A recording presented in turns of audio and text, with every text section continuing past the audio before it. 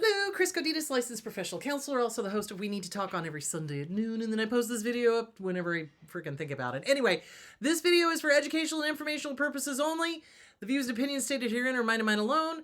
They do not represent the APA, the ACA, or any other therapist for that matter. Boom, shakalaka done. I'd like to thank my sponsor, BetterHelp, BetterHelp, BetterHelp.com/Chris Godinez. They're an online therapy company.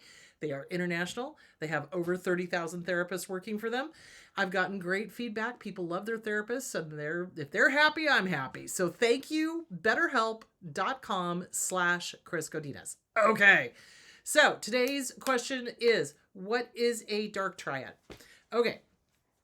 Sometimes I forget that there are new people coming to the channel that don't already, haven't looked up all these terms. So a dark triad is a narcissist that is also a psychopath, okay, antisocial, and that is also a control freak. So that is a dark triad. So let's go through the definition of what makes somebody antisocial. So people often conflate antisocial with, oh, they don't like to go out. No, that is not what that means. What it means is that the rules of the law of the land don't apply to them. They're antisocial. They don't think that the rules apply to them. So hold on a second. Let me quickly go through. First of all, let's go through narcissism. What is narcissism? A pervasive pattern of grandiosity and fantasy or behavior, need for admiration, lack of empathy, beginning by early adulthood and present in a variety of contexts, as indicated by 5 or more of the following. Number 1, has a grandiose sense of self-importance, exaggerates achievements and talents, and expects to be recognized as superior without commiserate achievements. Number 2, is preoccupied with fantasies of unlimited success, power, brilliance, beauty, or ideal love. Number 3, believes that he or she is special and should only associate with other special people or institutions. 4, requires excessive admiration. 5, has a sense of entitlement, unreasonable expectations of especially favorable treatment or automatic compliance with his or her expectations, is interpersonally exploitive, takes advantage of other people to achieve his or her ends, lacks empathy, unwilling to recognize or identify with the feelings or needs of others, is often envious of others or believes that others are envious of him or her. And number 9, shows haughty or arrogant behaviors and attitudes. That's narcissism. You only need 5 of those to be full-blown narcissist. Okay, so let's find antisocial. No, that's cluster C over there. Let's go back over here. Hold, please, while I find what I'm looking for. Antisocial personality disorder. A pervasive pattern of disregard for and violation of the rights of others, occurring since about age 15, as indicated by only three, or more of the following. Failure to conform to social norms with respect to lawful behaviors, as indicated by repeatedly performing acts that are grounds for arrest. Number 2, deceitfulness, as indicated by repeated lying, use of aliases, conning others for personal profit or pleasure. Number 3, impulsivity or a failure to plan ahead. Number 4, irritability and aggressiveness, as indicated by repeated physical fights or assaults. Number 5, reckless disregard for the safety of self or others. Number 6, consistent irresponsibility, as indicated by repeated failure to sustain consistent work behavior or honor financial obligations.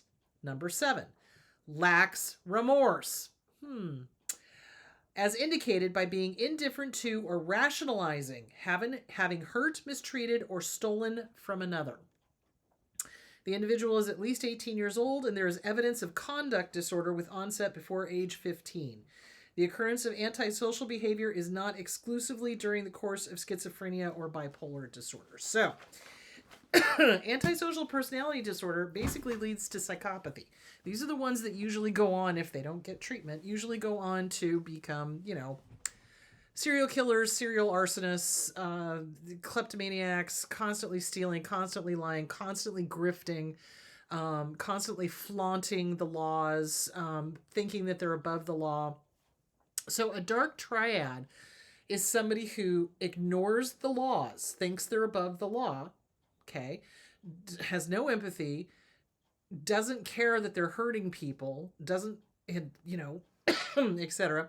So they're flaunting the law, they're abusing the law, they're a narcissist. It's all about them. And then a control freak. So Machiavellianism is what it's called. So Machiavelli, I'm sorry, I have got allergies like nobody's business. Machiavellianism. So Machiavelli wrote The Prince, which was, I think it was 1500s, 1400s, 1500s. Anyway, it was basically like, you know, how to rule a country as a dictator kind of thing. So it's control freak. It's control freak. Machiavellianism, control freak. So they have to control everything and everyone. So if they're a narcissist combined with no sense of obligation to follow the law, and they're a control freak, they're extremely dangerous because there's nothing there to stop them. There's no There's no sense of right and wrong. I don't think there's a sense of right and wrong with a narcissist either, but with an abuser that is a dark triad, they don't care if they break the law. They don't care if they steal. They don't care if they lie. They don't care if they, you know, do X, Y, and Z. And they will truly believe that they are above the law, that they can get away with literally anything. So that's an antisocial personality disorder. It used to be called psychopath. So, you know, more things change, the more they stay the same. So it's basically somebody who's a psychopath, somebody who's narcissistic, and somebody who is a control freak. That is a dark triad. Those are the ones who go and stalk their victim. So they are the ones that generally are the ones that end up getting restraining orders against them. And then they violate the restraining order and then they end up going to jail. So because they don't feel that the law applies to them. So say, for example, you're in an abusive relationship. You get a restraining order and they get angry that they got a restraining order. Instead of respecting it and staying the hell away from you, what they will do is they will start stalking you and they will start, you know, leaving notes or threatening or calling or whatever, which is why if you are dealing with a dark triad, if you are dealing with somebody who is stalking you or threatening you in any way, shape, or form, get a restraining order against them. Now, remember, the restraining order is just a piece of paper. You have to call every single time they violate it. And I know, guys, I know. Listen, I've been doing this for God knows how long. I know that sometimes the cops are just like, we're not going to do anything. Well, you get that cop's badge number and name and you file a complaint. I'm serious. I'm done playing with these jackasses that are not enforcing the law and that are allowing dark triads to harm people. So you get a restraining order. You make sure it covers your kids, you, your work, the whole shebang, okay? If the abuser continues to violate it, you call the cops every single time. My suggestion is you get pepper spray and you carry it on you, and you also take self-defense courses. These dark triads are cuckoo for Cocoa Puffs, and not in a good way. They are dangerous because in their mind, they're justified. Remember what I read in this book?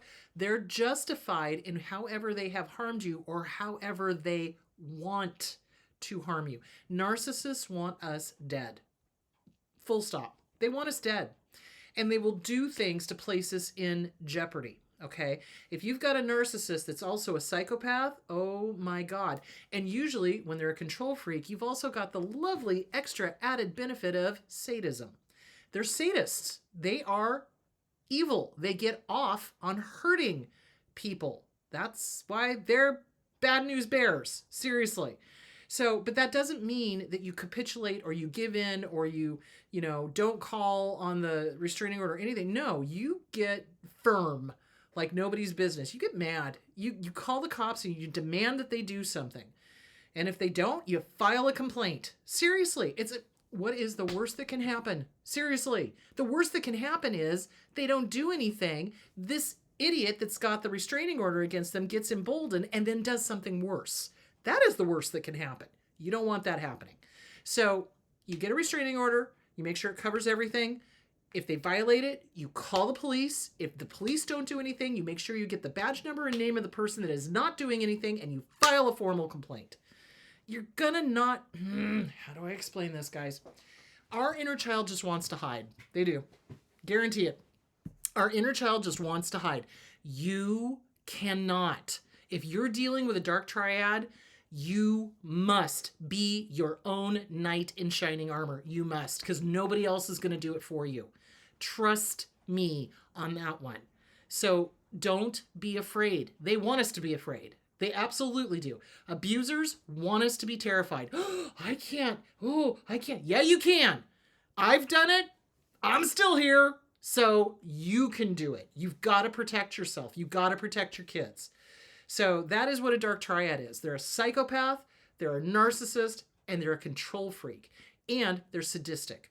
So you get that restraining order, you call every single time they violate it, you know, be aware of your surroundings, take personal defense courses, get pepper spray, etc. If the police don't do anything, you file a formal complaint. Abso-freaking-lutely. I'm tired of public servants not doing their goddamn job. So there you go. All right, that's it. All right, you guys have a great day, and I will talk to you later.